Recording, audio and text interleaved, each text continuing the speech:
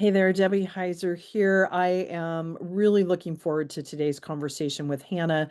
She owns Tea Scarlet Art Gallery up in Bonners Ferry, Idaho, and we're going to learn a lot about her story and the gift of art and how it can really bring out the inner child in each of us. So stay tuned. There's a moment in life when we sense an opening, where the life we've built begins inviting us into something more. Not because anything's wrong, but because we're ready for a deeper, truer expression of who we really are.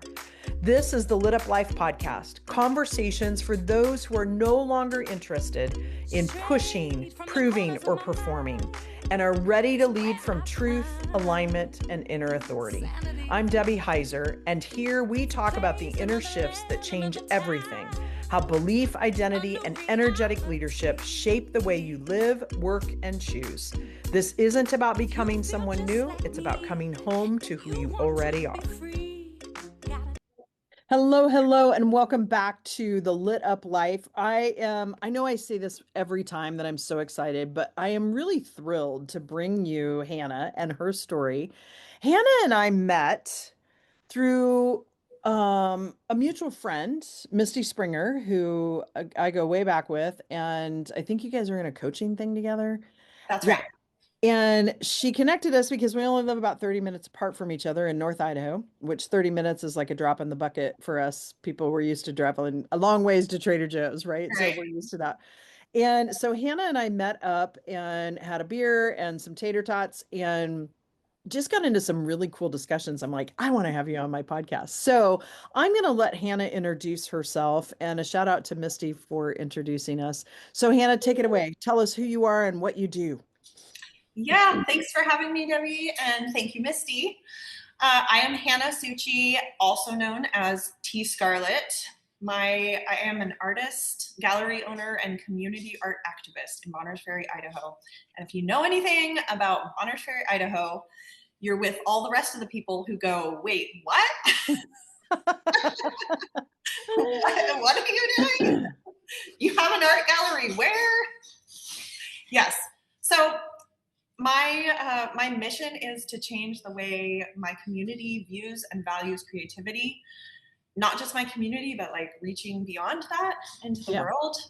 And I think that that's something that, as kids, we get it. We're yeah, creative as kids, and then we lose that the older and older we get, and we lose the ability to play and be creative. yeah, So that's something that I do. I make my living selling my art, and a lot of people are shocked by that is actually something that you can do.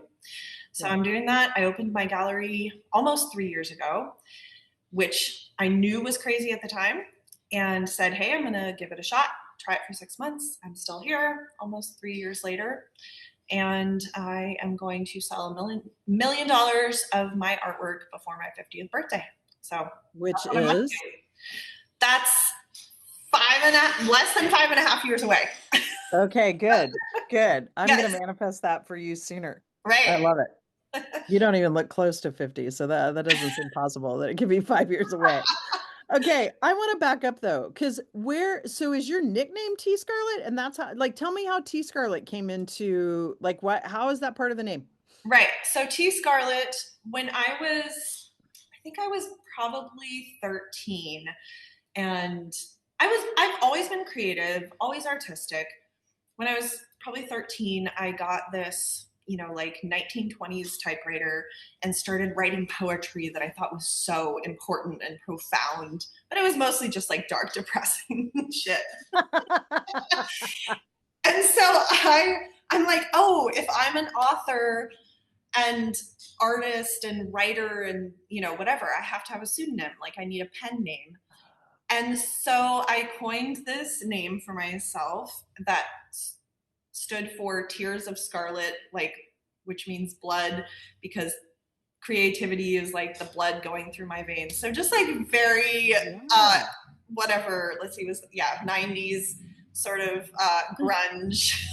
I love And it. then so then when I got my first email the next year or whatever, email address, it was tscarlet at Yahoo. And then it just stuck. Like it just, as I've created over the years, it was kind of the thing that I that I came back to. And I've written it in different forms, but yeah, so I that's Tea love it. Scarlet.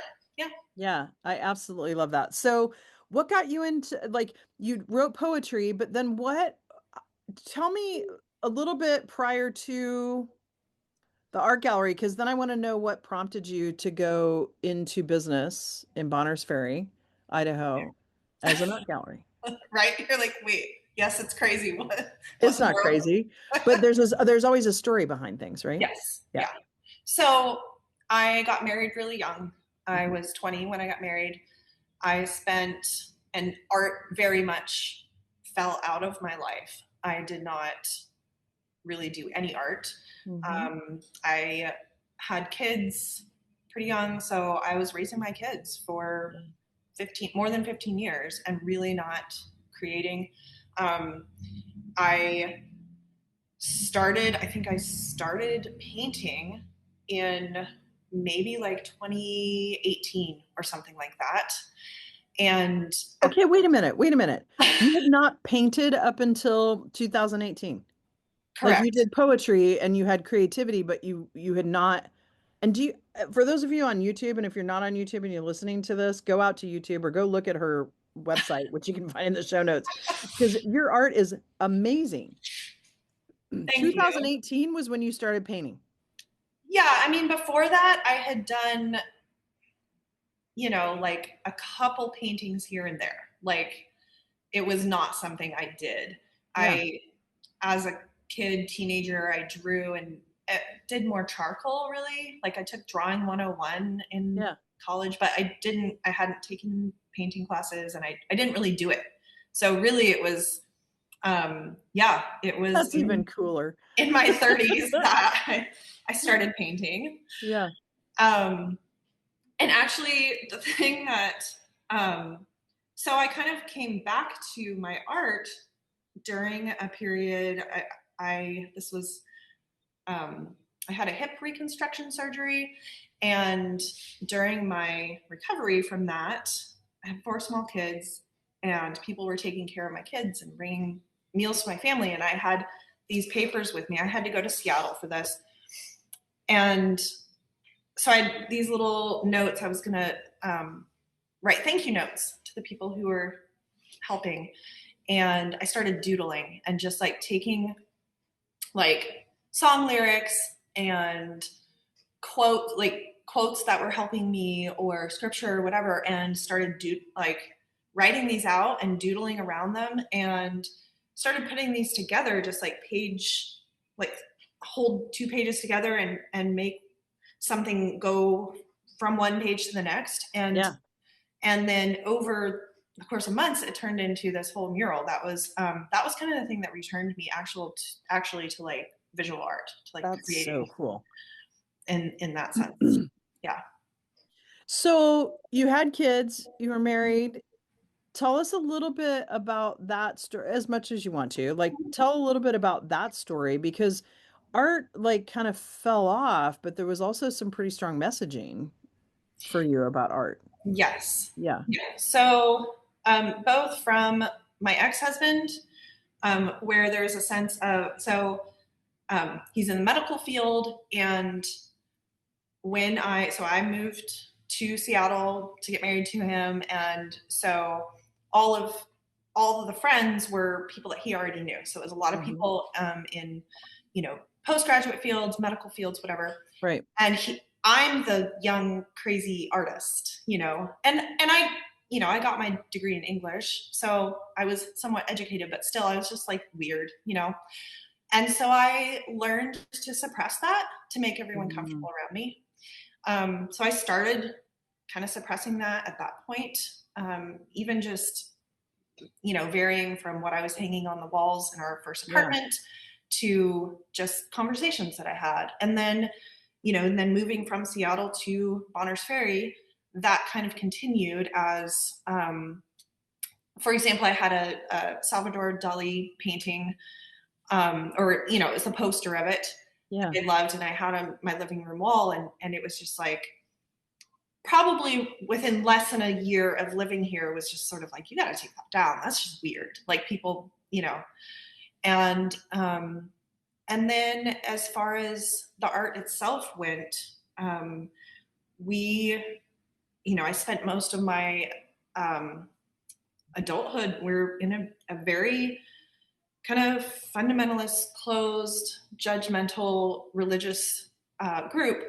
And so for me to create art, I mean, that in a lot of ways, it wasn't even a question because Yeah. my time was supposed to be serving my family, Yeah. serving others in the community, doing something spiritual. And so if I was going to go paint, it's frivolous. And so I just really didn't. Oh, which so breaks my heart because to me that is spiritual work. Like to me, Absolutely. oh yeah. Now I know it is, Yeah, yeah. Yeah. yeah. Well, and I think it's such an interesting thing. And so part of what I want the listeners to hear too is you might be in a situation where you feel suppressed. And once you start like bringing that back, because if it's a part of who you are, right? Like that's what I loved about the story about Tea Scarlet. If that creativity is a part of who you are, like that's a God-given talent given Right. to you, right? And a gift. And so like bringing that forward. And so when you think about stepping into that, I know that, you got divorced. You opened up this art gallery 3 years ago. I guess I thought it was longer than that, but that's okay because now it's even more impressive. But 3 years ago, you found the space, right? Like, tell me a little bit, because I think you saw the space and thought this is perfect for an art gallery. Am I getting that right? Did I Right. remember that? Yeah. So, okay. So in between there, so actually I separated from my ex-husband in January of 2020, Hmm. right before the, world Yeah, yeah. all fell apart. Spent a while just not knowing what I was doing. And by, and just sort of doing anything possible to keep my head above water, really, Yeah. for a while there. Yeah. And then, so, whatever the next year, like I'm living at my mom's house and go, what am I going to do? How am I going to make my living? Yeah. Like I said, I have an English degree, so my education I would be able to get a job in the schools, but where I was emotionally and the ages where my kids were at the time, I just knew there was no way. There was no way I could Yeah. go and work with other people's kids. Yeah. Um, and so, I'm trying to write a resume. I had been a stay-at-home mom for the past 20 years and with a few little things here and there. Yeah. And I go, okay, um, I'm gonna try and make a living with my art. And at that point, it was art, music, and photography. So painting, Yeah. music, and photography. So I basically took that was when things were opening back up towards the end of COVID. And so I took every gig possible. People wanted, even not very good solo acoustic artists to come play at their pub. And so I did a bunch of that. I was doing family portraits and sports photography. And then by that point, I had sold some of my paintings. And it's like, okay, if one person wanted to buy it, maybe 100 people would want to buy it. If 100 Yeah. people, So then in between, so for about a year and a half, then as I started to pursue each one of these things and see what stuck and where my ability would be to actually make a living, I really dove into getting my artwork. I had this sense of like, if I'm going to make a living with this, I've got to get into the quote real art world. Yeah. So I got in New York, a New York art show in the Hamptons. And while I was there, I went into galleries in person and asked if I could show them my work. And so for that whole time, I was just hitting up both regionally. I would walk into every brewery and bank and business, and just Yeah. ask if they rotate their artwork. Can I show you my stuff? To hang stuff with a tag on it for sale, but then also in the greater art world. So that was my thinking, is in order to make this work, like that's where people are going to buy thousands of dollars worth of art. Yeah. And I had started, so I was working with a Toronto gallery at the time. They were showing a couple of my pieces in Paris when I saw Just a few this. pieces in Paris. I love it. The courage that you have, girl. Like, yeah, that's so Oh, cool. I'm just like, I'm just going to ask everybody for Yeah. everything. Well, you miss 100% of the shots you don't take, right? Right. Yeah. Yes. So, and then I saw this building with a for lease sign in my town. This is where I've raised my kids. I've lived in Bonners Ferry for 22 years. And I saw this space with a sign in the window for lease. And there was something that just went like, that's, I'm doing this. And it's got these big, beautiful south facing windows. And I'm like, my art belongs in there. And of course, then immediately my brain is like, that's crazy. Of course. That's how that works. Yeah. Yeah. Yeah. The brain tries to keep you safe and it's like, Right. back up. Yeah. Yeah. So, but I was investing in doing these other things. You know, sending my work to Paris, shipping artwork to Paris is thousands of dollars.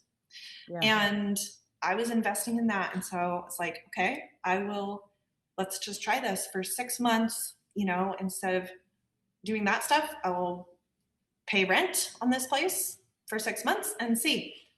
And yeah, I had pretty much the whole town laughing at me. Um, Not everybody said it to my face at that point, and a lot of people have commented to me now more recently of what they thought when I opened my gallery. Yeah. So, I love it. which I knew. I mean, I could Yeah. have predicted and told you what people were saying, but uh, and so yeah, I still have people assuming that I'm failing, you know, because I have an art gallery in Bonners Ferry, Idaho, which Yeah. yeah, it's a little bit crazy. Yeah, so we're going to take a quick break and then I'm going to come back and talk a little bit more about perceptions and how people hold judgment, right? And I really want to dig into some of the really cool things you've done in the community to really promote art for kids, right? And and I don't mean just in age, but the little girls and little boys in all of us, right, that come out. So we're going to take a quick break and we'll be right back. I want to pause for a moment because if you're listening to this, you know we were not meant to do this work alone. Build Her is the community I created for women who are building meaningful lives and businesses and want to grow without burnout, self-abandonment, or shrinking to fit.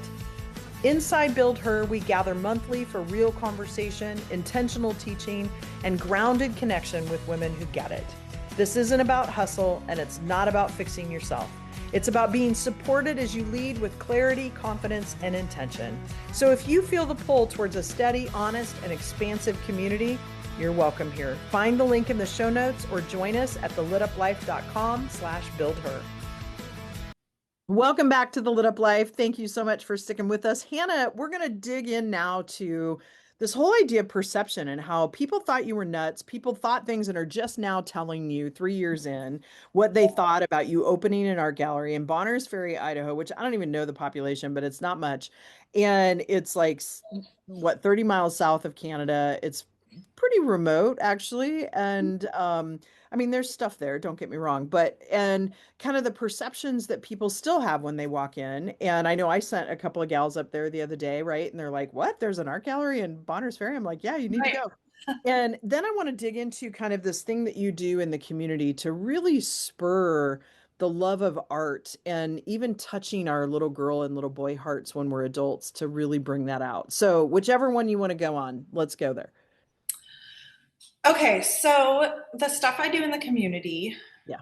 um, one of the biggest events that I do is called Chalk the Block, and it's sidewalk art all over downtown. And the way that got started was, you know, here I am.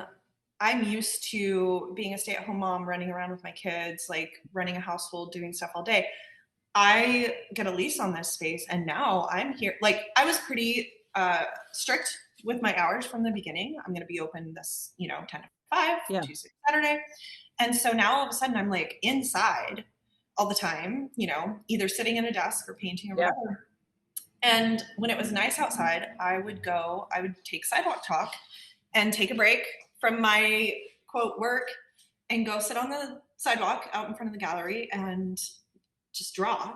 Mm-hmm. And it was a magnet. Nobody walking by, every little kid walking by was just like, oh. And so I'd say, here, you want to draw with me? And even adults were just drawn to that. Like, we don't see in our everyday lives, we don't witness the act of somebody creating art all that often.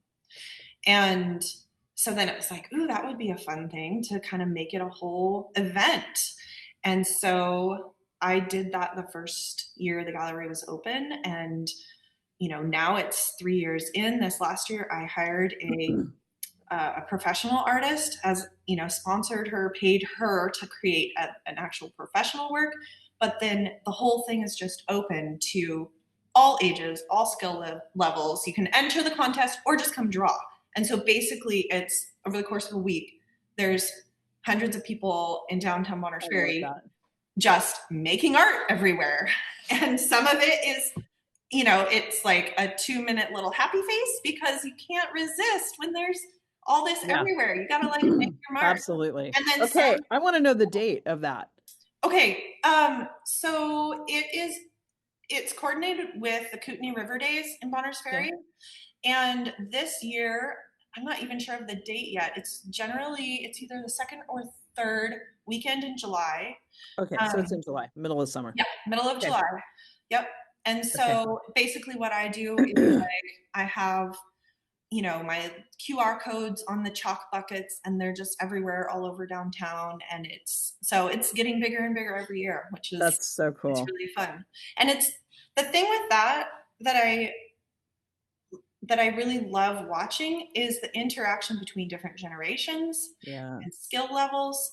And it's, if you gave an adult a canvas and a paintbrush, they would be like, I don't know, I'm not an artist. Something like chalk, where it's going to be washed away by the rain. It's amazing to watch how there's a different entry point to interacting with creativity on that level, which I really love that. Yeah, and I love that too, because I'm a firm believer, like, of this internal family system, right? And we all have these little girl and little boys inside of us, and that's the creativity and the, the feelings of things and the emotions that come out. And we're asked to do that in business, but we call it innovation. Right. But yet we don't foster that creativity. No. And frankly, I mean, I remember getting my degree in education, and one of the things that we talked about was when they do art, not to say make a circle with little lines, and making everybody make the same thing, that like really squelches that. So I cannot wait to come up, and who knows, maybe we'll get a group up there and come up and participate. So maybe we can get it down here in Sandpoint. It'd be fun to get it down here. So okay, so I want to talk a little bit about, and then we'll have to close up, but I want to talk a little bit about perception. And I want to know, like, what's been the most surprising? And I work in the law of polarity, where there's two sides to both, right? So, and I'm not a big one on right or wrong or whatever, but like, there's probably some positive perceptions that have happened in your life that maybe surprised you. And there's probably been some negative ones that people were judging and had perception. So like, highlight one on both sides of that have happened to you in this journey to create art and bring art to the community and to the world. I mean, you're international. Yes. Yeah. I think one is the sense of where art belongs and who art is for. And so there's the perception looking in, like, from a business standpoint, where people initially had this sense of, you're never going to be able to make it here. It's too small. People don't have money. People don't value art. And now what I'm getting, which is so funny to me, is I've had somebody from London tell me, you're only successful because you're in a small town. And I could never open a gallery here in London because rent is so high and there's so much competition. And so it's like Oh, interesting. two Yeah. very different, you know, one is looking and saying you can only do this in big cities, and one is looking and saying you're only successful because you're not in a big city, you know? Yeah. Which, Yeah. I mean, that part's really interesting to me. But yeah, the other one, you know, who art is for. I've met so many people who say, I don't know anything about art. I never go into art galleries because I feel like I'm not an art person. Actually had somebody in today who said this, and she said, but looking at your work makes me feel something, and I Mhm. connect to it, and so that's part of why I do events, because there are people that would never, you know, they see a sign Yeah. for art, they're not going to walk in here. My one of my favorite things actually is, I think this sort of is a little bit telling of some of what I'm doing here. Okay, so this woman comes in one day and she's looking around and she goes, I've seen your stuff online and my husband's in the car. I don't have much time. I just wanted to look and I'll come back later when I have more time. So she's looking around. Her husband comes in like 5 minutes later. He's sitting there tapping his foot on the floor, just like rolling his eyes. And so I had an event like a few days before. So I look at him and I'm like, sir, you look like you could use a beer. And he kind of chuckles and like, yeah, I could. And he sits down on my bench and I go open the cooler and I like offer him, you know, what's in there. Yeah. And he's like, oh, like you weren't joking? And so, you know, he drinks a beer. His wife takes her time looking around. And now he's one of my, like, they love me. He loves Yeah. me. They've collected multiple pieces from me. And there's this whole like breakdown of what you think, who you think art is for, and Yeah. what you think it's about. And now that he's sitting in here connecting, and I don't have my pinky up drinking wine at my events. Like Right. that's great, I serve wine. I have an assistant who, with her London accent, is perfect for that Right. for that Right. group. But I'm over here with my beer and just like, this is, I'm just making it all up. Like, Yeah. I don't, Well, and what I love about what you're talking about is I have a lot of art. Like I have art behind me, right, with my favorite quote, and I have art across from me that has been done. And my house is full of art. And to me, art is about when something touches you, right? Like when you said she came in and something like connected with her, and there's like an yes, emotion. And even before we got on this call, I'm like, can you find that one? Because I think I'm gonna have to come up and get that one, right? Because it just spoke to me. And so I guess part of what I want people to understand is whether or not you go into art museums or you go into art galleries or not, if you see something and it touches your heart, like I have art here hanging, these like this funny peacock over here, because I have a thing about peacocks, right? That I got at the art show here in Sandpoint. And, I'm always picking up little things like that because it's like an expression of who you are. And yes, so, kind of coming full circle to kind of wrap it up, thinking about your story and this idea that creativity just flows through your blood, right? And this idea that if something speaks to you, there's a deep knowing inside because our bodies and our souls hold that. We yes, just learned in our hearts, we learned to shut that off and stay up here in our head. right. And so, yeah. So, Hannah, it's been so awesome to have you. But before we close up, I always love to ask two questions. And one is if we were to open up the whatever streaming platform you use, what would be your most played song? I think that I Just Want to Shine by Fits and the Mhm. Tantrums. Okay, And yeah, I love that song. It's so upbeat. perfect. I'm And gonna have to listen to it. yeah, yeah, Yeah, check it out. that's part of why I asked that. I add things to my playlist all the Oh, time. good. I bet that's an awesome playlist. It is an awesome playlist and it's eclectic, right? Because it's so from so many different people. Okay, and then the last question I want to ask is what is a book that's really impacted your life or like one that you're reading right now that you would recommend to people?